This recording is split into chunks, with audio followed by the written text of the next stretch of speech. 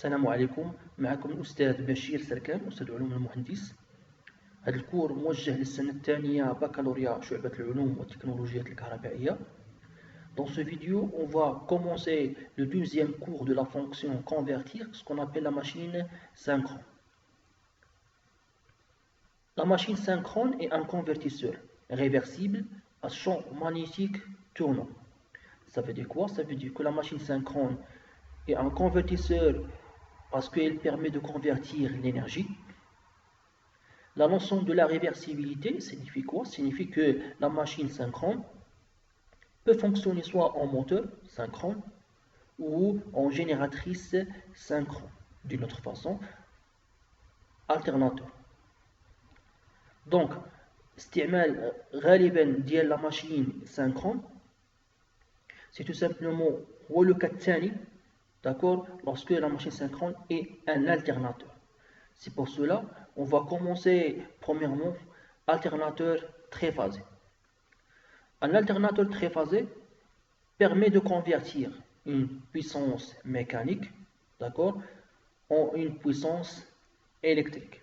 Ça veut dire quoi? Ça veut dire qu'il permet de convertir une puissance de rotation mécanique, donc on trouve une puissance de rotation mécanique à l'entrée, la sortie on une puissance électrique. Donc c'est l'axe des moteurs qui me déjà. Le moteur il permet de convertir une puissance électrique en une puissance mécanique. Par contre, l'alternateur, quand on a l'énergie ou la puissance mécanique, quand on a l'énergie électrique. هو le cas شفناه في السنترال.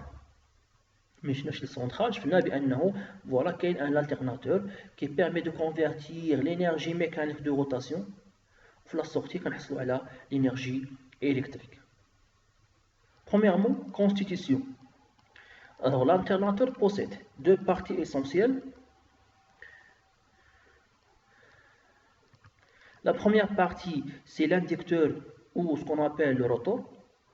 La deuxième partie c'est l'induit ou le stator. Donc il a bien نقارنوا la notion de l'inducteur de l'alternateur par rapport aux autres machines شفنا قبل. شفنا déjà بأنه l'inducteur غالبا هو le stator dans les autres machines. Parce que la notion de l'inducteur, c'est la partie qui crée le champ magnétique.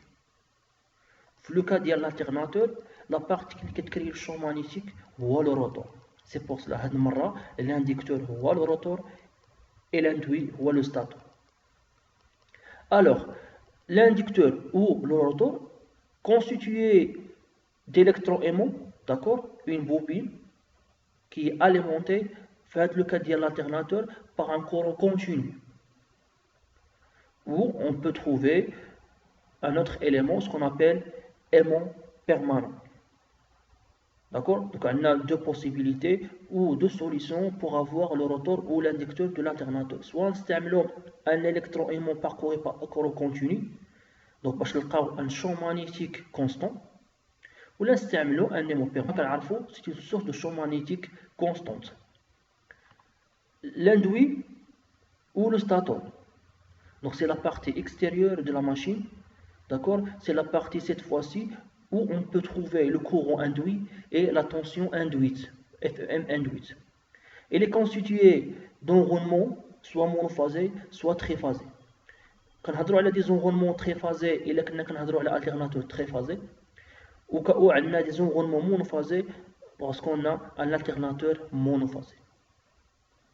Alors, le symbole de la machine synchrone, on peut trouver deux types de symboles suivant le type de la machine. Donc, il y a la machine synchrone triphasée, donc on va trouver le premier symbole. Il y a la machine synchrone monophasée, on va trouver le deuxième symbole. Alors, le premier symbole concerne la machine synchrone triphasée. Donc, toujours, on a deux parties principales.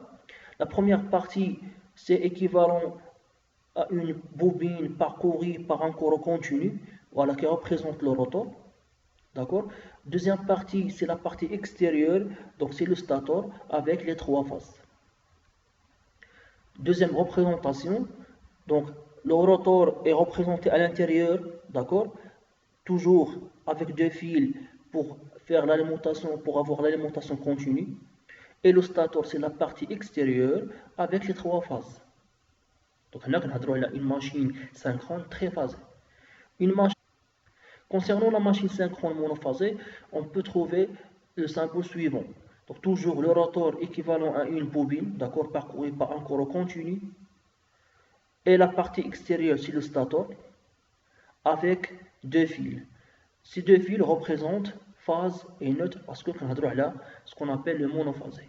Même chose, le deuxième cas, toujours on a le stator lié avec deux fils qui signifient le phase avec le neutre. La première partie, c'est l'inducteur ou le rotor. Le champ magnétique tournant est créé par un aimant permanent ou par un électroaimant. Entre parenthèses, mis en rotation. Donc c'est une remarque très importante. L'électroaimant est alimenté par un courant continu, ce qu'on appelle courant IE, par l'intermédiaire de balai et bague. Ce courant continu IE est appelé courant d'excitation. Donc, c'est un courant d'excitation parce qu'il excite l'enroulement du rotor. Ça veut dire quoi? Ça veut dire que le rôle de l'inducteur ou le rotor dans l'alternateur, c'est de créer un champ magnétique tournant. On faut déjà, pour créer un champ magnétique, d'accord, on a deux solutions. Soit on utilise un aimant permanent qui permet de donner un champ magnétique constant, ou là نستعملوا un électroaimant. في هذه الحالة هذه l'électroaimant est alimenté par un courant continu IE, c'est pour cela حتى هذا l'électroaimant غادي يعطينا un champ magnétique constant. باش نلقاو لو champ magnétique tournant شنو خصنا نديرو؟ غادي نرجع لا رومارك اللي قلت قبيله que l'aimant permanent mis en rotation ou là, l'électroaimant aussi mis en rotation. Ça veut dire quoi? Ça veut dire que un élément permanent, il faut faire tourner l'élément permanent pour un champ magnétique tournant. Même chose pour l'électroaimant. On va alimenter l'électroaimant avec un courant continu IE et on va faire tourner l'électroaimant de telle façon pour trouver un champ magnétique tournant. Pour alimenter le rotor, à l'électroaimant, on a une source de tension ou de courant continu, d'accord, extérieur. Donc, qui va alimenter l'électroaimant par l'intermédiaire de balai et bague. Donc, voilà le rotor ou l'inducteur de l'alternateur. Donc, le type, le type d'électroaimant. Tout simplement une bobine qui est parcourue par un courant continu. Comment on va alimenter l'électroaimant? On va utiliser les bagues, d'accord, avec les balais, les doubles noirs. Donc, comme vous voyez ici, l'extrémité de la bobine est couplée avec la bague numéro 1. Deuxième extrémité de la bobine est en relation avec la deuxième bague. D'accord? La liaison entre les deux bagues, ما خاص تكون عندنا une liaison باش ما يكونش عندنا court-circuit ديال la bobine. Chaque bague est en relation avec le balai. Deuxième bague est en relation avec deuxième balai, tout simplement pour avoir l'entrée du courant électrique. Donc le courant électrique va être à travers balai numéro 1 vers bague numéro 1 de telle façon que je me la bobine et le retour se fait à travers deuxième bague et deuxième balai. Donc, on va ajouter source d'énergie électrique extérieure et on va alimenter le rotor au cas où on a un électroaimant à travers bague et balai. Donc, la remarque il y a la liaison mabine balai et bague. D'accord? Donc, la liaison mabine balai et bague n'est pas logique parce qu'on a une liaison fixe. Parce que le rotor, pour créer un chemin tournant, il faut la rotation du rotor. Soit il est un aimant permanent, soit il est un électroaimant. Donc la rotation de ce rotor, ou une liaison fixe, automatiquement, حتى les fils d'alimentation اللي جايين من l'extérieur حتى هما غادي يبقاو كيدوروا مع le rotor.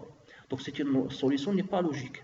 C'est pour cela la liaison اللي كاينه ما بين balai et bague, d'accord, tout simplement c'est une liaison glissante. Donc تكون la rotation ديال الروتور بمعنى la rotation ديال les bagues وكيبقاو هاد les balais frottent sur les bagues, d'accord, pour avoir une liaison glissante entre balai et bac. Alors, un champ magnétique tournant, d'accord, on va utiliser une source de champ magnétique, soit aimant permanent, soit électroaimant, mis en rotation. La rotation de l'aimant permanent ou électroaimant, ça veut dire quoi? Ça veut dire c'est la rotation des rotors. Donc le rotor tourne à une certaine fréquence n, avec ce rotor comporte un nombre p de paires de pôles. Donc deux caractéristiques qui caractérisent le rotor, donc la vitesse ou fréquence n et aussi nombre de paires de pôles du rotor. Alors la question اللي غتبقى هي هاد la rotation ديال الروتور منين غتجي. Cette rotation du rotor, d'accord, d'où vient cette rotation du rotor? C'est pour cela on va répondre à cette question après. Il existe deux types d'inducteurs ou de rotors. Le premier type, c'est le rotor à pôle lisse. Le deuxième type, c'est le rotor à pôle saillant. Concernant le rotor à pôle lisse, donc il est cylindrique, comme vous voyez ici. Donc c'est un cylindre plein où on peut trouver les encoches. Donc les encoches, c'est l'emplacement où on peut loger les bobines du rotor. Voilà une image qui représente les encoches dans le rotor. Donc l'encoche qui me regarde déjà, c'est l'emplacement où on peut loger les bobines du rotor. Et ملي كندوزو هذيك les bobines du rotor, هذا l'emplacement هذا كيتسمى encoche. Donc rotor à pôle lisse, où on peut trouver que nombre de paires de pôles égale à 1 parce qu'on a deux pôles nord et sud. Deuxième type de rotor, ce qu'on appelle rotor à pôle saillant. Donc c'est un cylindre mais n'est pas plein. N'est pas plein, ça veut dire quoi? Ça veut dire qu'il y a le vide entre chaque pôle. Deuxième remarque, où on peut trouver des pôles alternativement sud-nord, sud-nord. D'accord? La notion de pôle saillant signifie quoi? Signifie tout simplement qu'on a des parties saillantes. Saillantes, بمعنى des parties خارجين من cylindre. Donc on a un cylindre, mais on a des parties خارجين بحال هكا. Donc تسمى pôle saillant ou des parties saillantes. Nombre de paires de pôles في هذه الحالة هذه P égale à 2 parce qu'on a deux paires de pôles. L'application ديال كل بول طبيعة الحال كل بول عنده certaines applications. تاني حاجة كل واحد فيهم عنده une certaine puissance d'utilisation. La deuxième partie de l'alternateur, ce qu'on appelle l'induit ou le stator. Donc il est constitué de trois groupes de conducteurs, ça veut dire trois enroulements ou trois bobines, logés dans des encoches aussi. Donc on a un circuit magnétique, puis maintenant on a des encoches, formant trois circuits. Un pour chaque phase. Puis maintenant, chaque bobine, elle représente une phase. Ces trois bobines décalées les uns des autres d'un angle de pi sur 3 ou 120 degrés et fournissant de ce fait du courant triphasé. Voilà. Donc, l'image suivante, elle représente un alternateur où on peut trouver le rotor, la partie intérieure, c'est le rotor qui est soit un aimant permanent, soit un électroaimant. Le cas d'Yann, il y a un aimant permanent qui va créer un champ magnétique constant, mais باش نلقاو un champ magnétique tournant خصني ندور هذا le rotor. هذا le champ magnétique tournant غادي يمشي à travers ce qu'on appelle l'entrefer. L'entrefer, c'est le vide entre le stator et le rotor. باش من بعد غادي يلقى les bobines du stator. هاد les bobines du stator décalées كما قلنا de pi sur 3 pour avoir créé un système triphasé, d'accord, ou des courants triphasés.